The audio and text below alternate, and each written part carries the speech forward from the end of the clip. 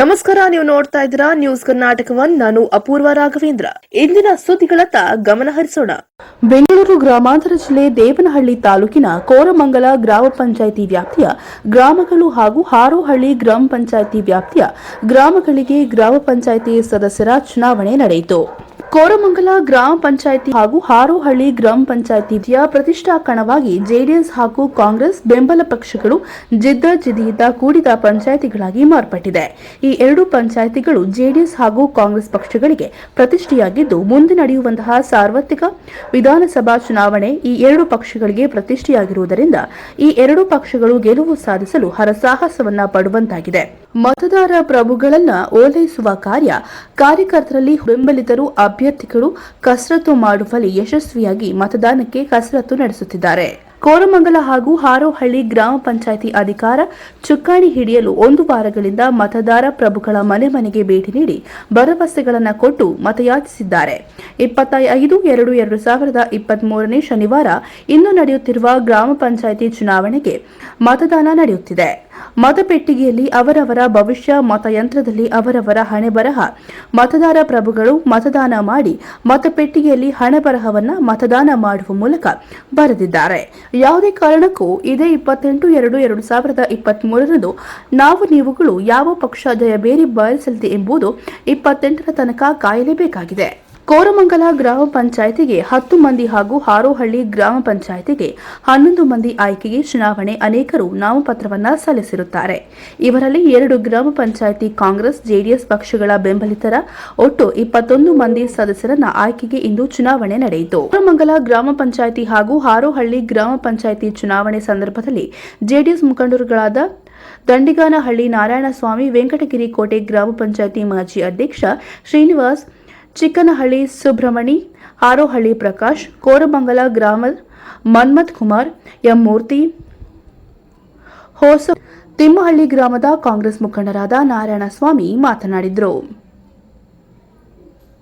ಪಕ್ಷಗಳ ಮುಖಂಡರು, ಕಾರ್ಯಕರ್ತರು, ಮತದಾರ ಪ್ರಭುಗಳು ಮತ್ತು ಇನ್ನು ಅನೇಕರು ಈ ಸಂದರ್ಭದಲ್ಲಿ ಹಾಜರಿದ್ದರು.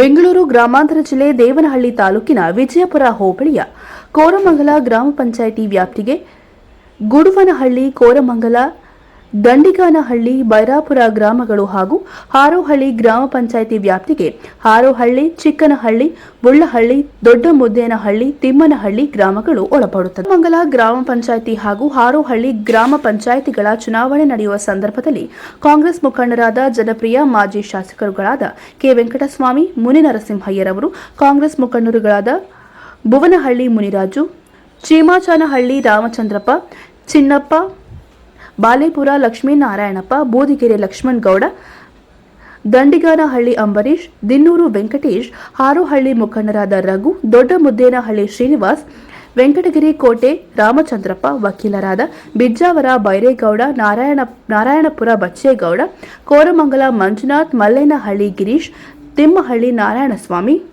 ಮಾಜಿ ಶಾಸಕ ಮುನಿನರಸಿಂಹಯ್ಯರವರು ಮಾತನಾಡಿದರು. ನಮ್ಮ ದೇವನಹಳ್ಳಿ ತಾಲೂಕಿನ ಹಾರೋಹಳ್ಳಿ ಗ್ರಾಮ ಪಂಚಾಯಿತಿ ವ್ಯಾಪ್ತಿಯ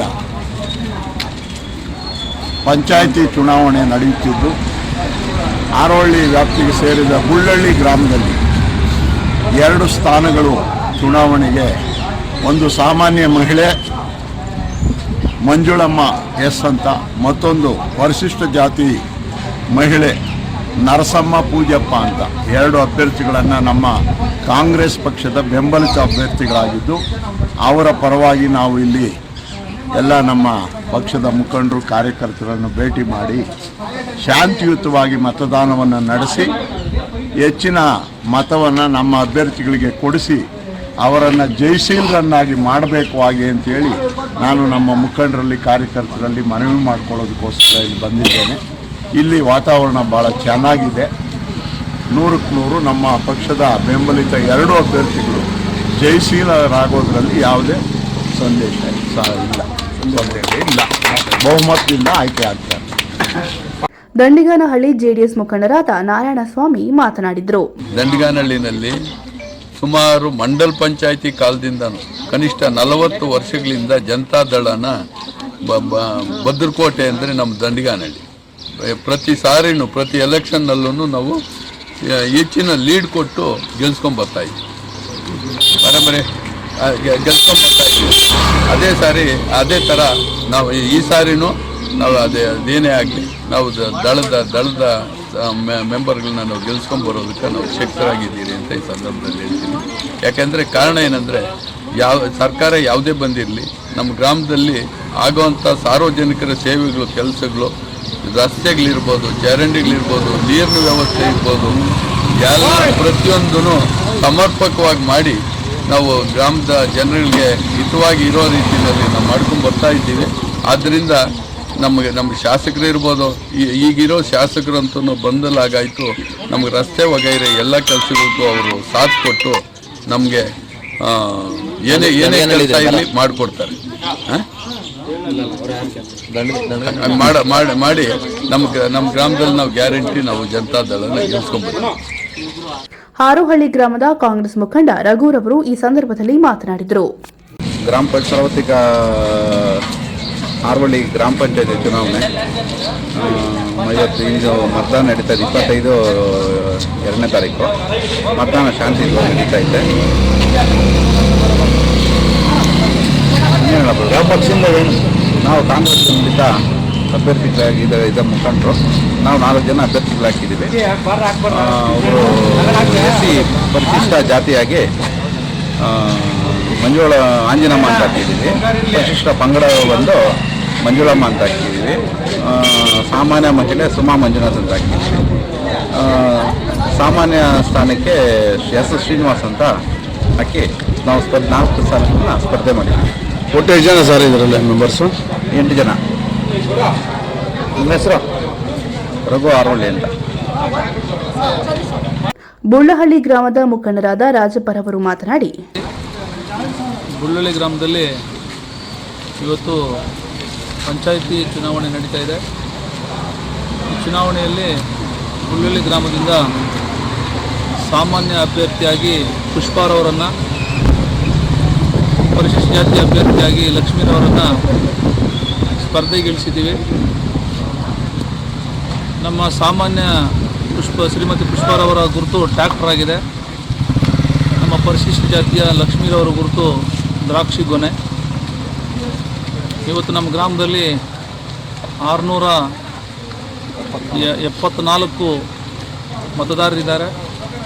ಈಗಾಗಲೇ ಬೆಳಗ್ಗೆಯಿಂದ ಸುಮಾರು ಒಂದು 250 ಮತದಾರರು ಹೋಗಿ ಮತವನ್ನು ಚಲಾವಣೆ ಮಾಡಿದ್ದಾರೆ.